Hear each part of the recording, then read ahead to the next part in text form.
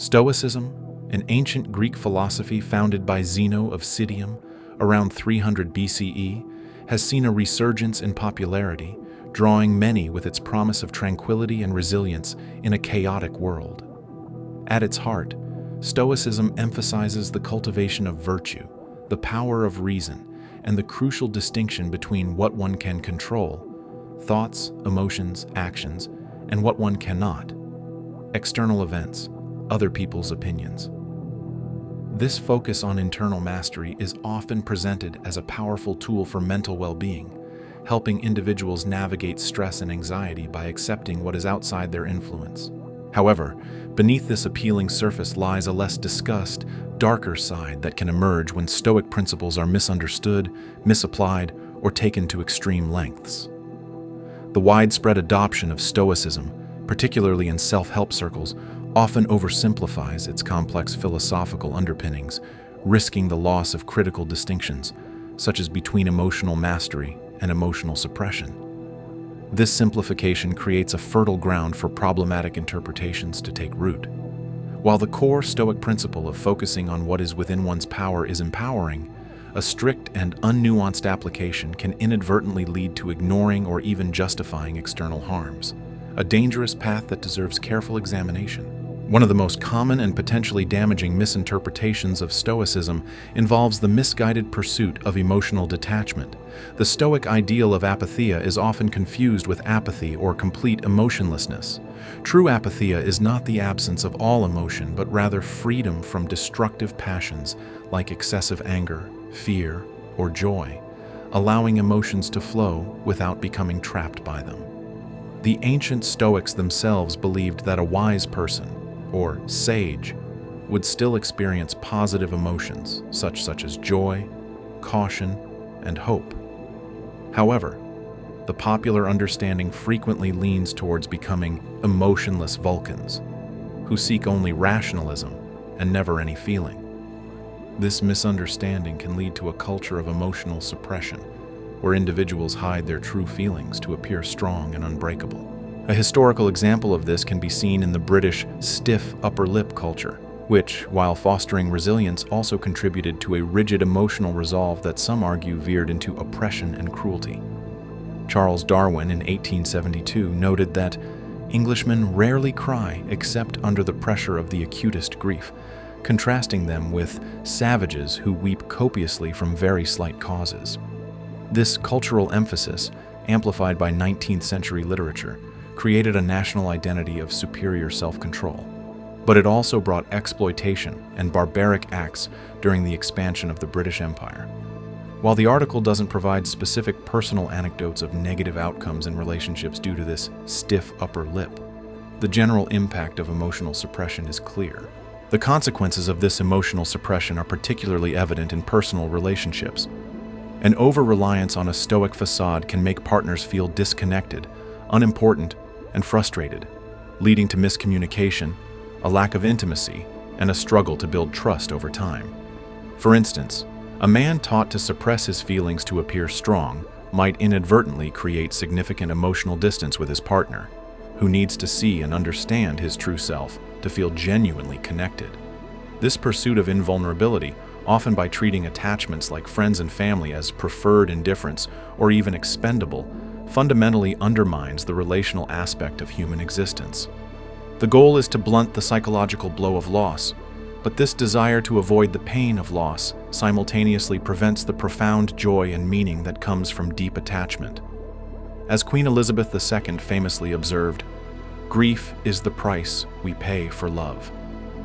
To reject the potential for grief is to reject the potential for love itself, leading to a diminished capacity for empathy and a sense of isolation. Emotional detachment, when it becomes a habit to avoid pain, can lead to strained relationships, social isolation, difficulty showing empathy, and an impaired ability to form meaningful connections. It can manifest as a partner being constantly emotionally unavailable, poor communication, or reduced affection, making the relationship feel like paddling alone in a boat that requires two people.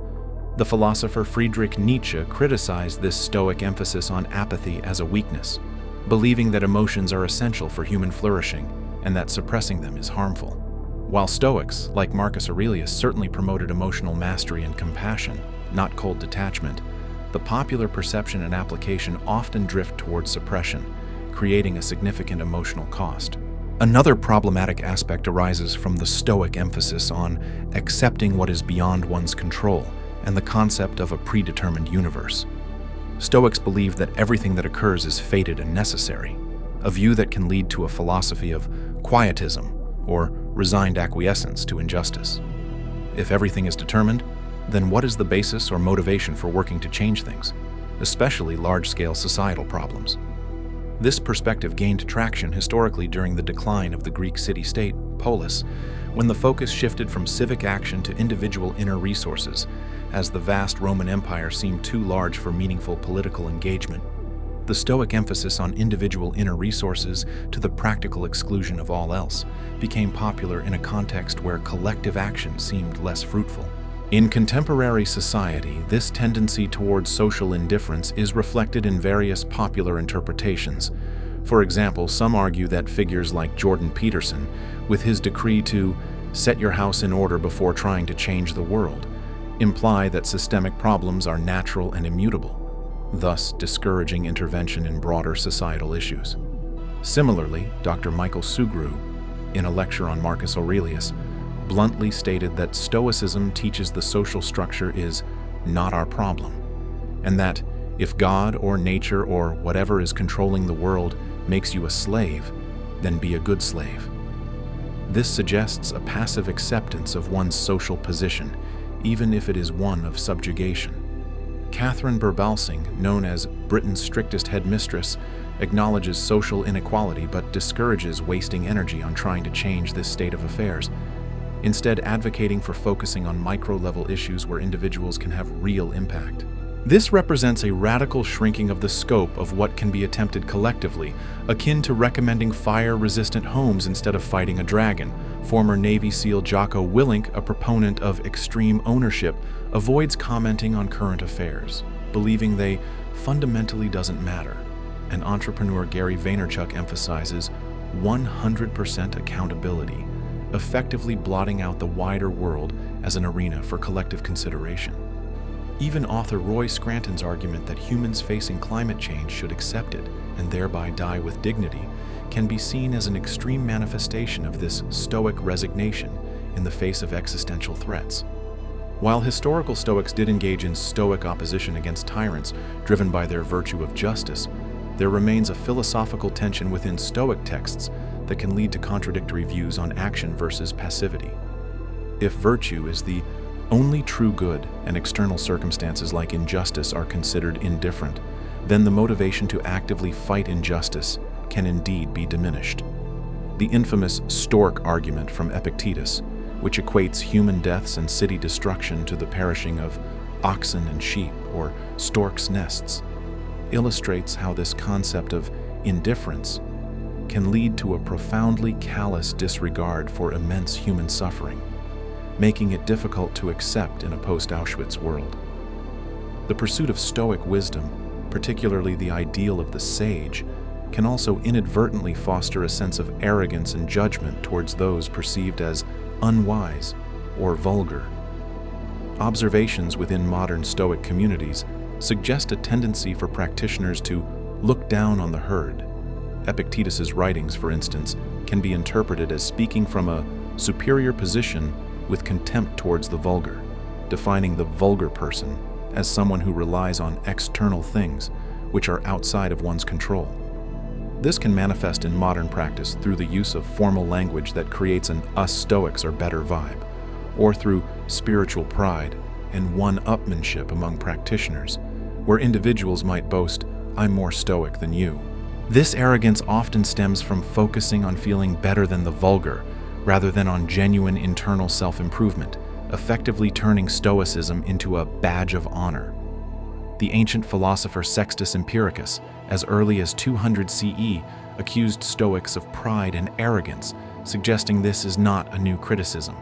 This problematic tendency arises when the Stoic emphasis on internal control and judgment is misdirected outwards, transforming into a tool for judging and dismissing others instead of a means for self-correction. It's a misapplication where self-improvement is replaced by a desire for reputation, an external that Stoicism itself teaches should be indifferent. Some modern interpretations even encourage macho attitudes and moral judgments to regular human behavior, leading to a superiority of the seer mindset. However, true Stoicism emphasizes humility, exemplified by figures like Marcus Aurelius, Seneca, and Cato, who actively work to remain humble despite their power and wealth. The philosophy, when properly understood, encourages learning wisdom from everyone and avoiding the judgment of others. Perhaps the most dangerous misinterpretation involves using Stoic principles to justify enduring abuse or suffering, leading to self-blame, inaction, and a failure to seek help or change harmful situations.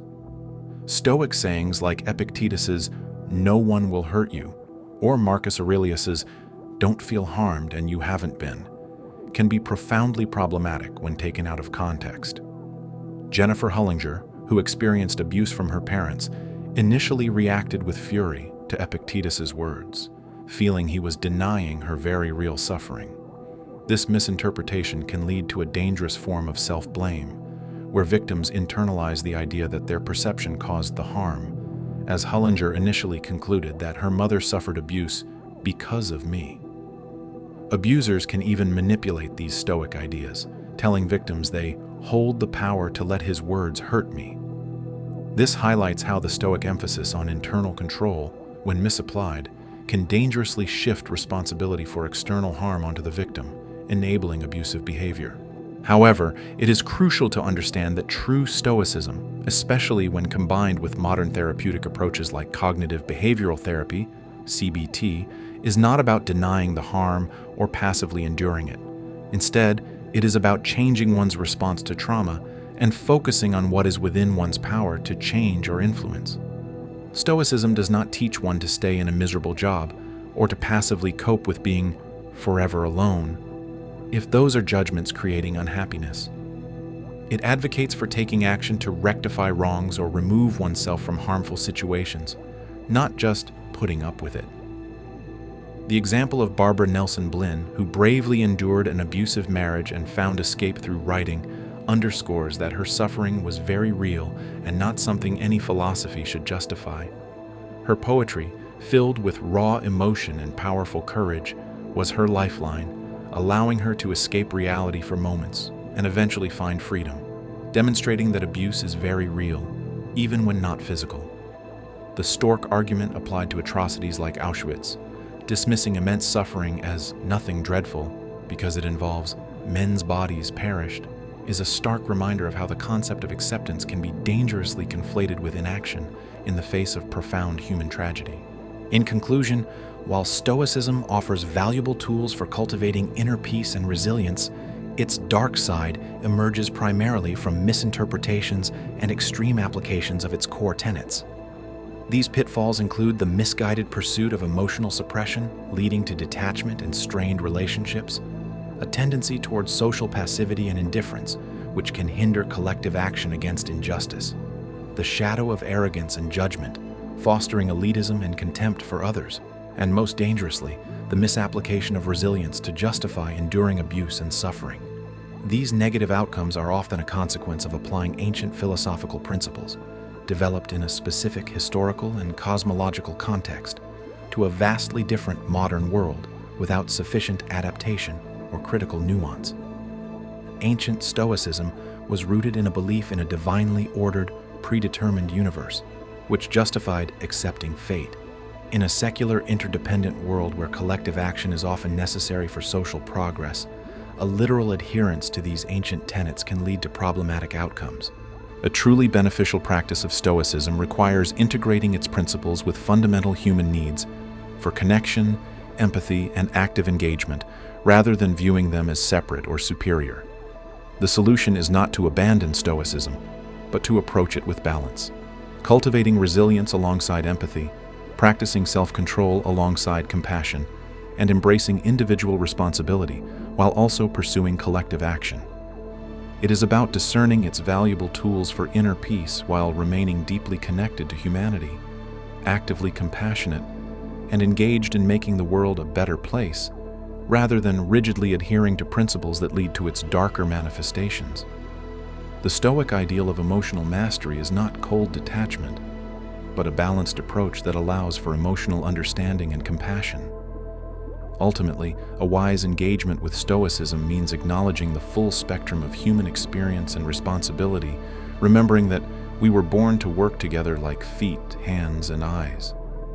Seek wisdom,